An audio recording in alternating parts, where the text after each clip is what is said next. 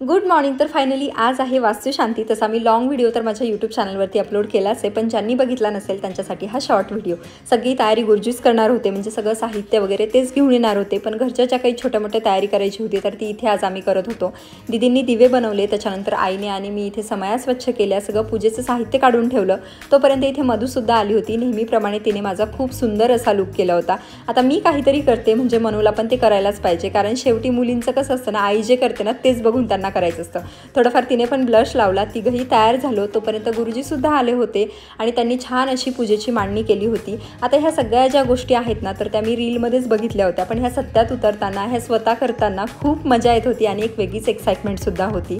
सगळ्या देवांना इथे आम्ही घर दाखवलं, कारण नंतर ते एका जागी स्थायिक होता। त्याच्यानंतर इथे आम्ही हाताचे छापे उमटवले। हे करताना सुद्धा मी फक्त रीलमध्ये बघितलं होतं आणि खरंच हे अनुभवताना छान वाटतंय।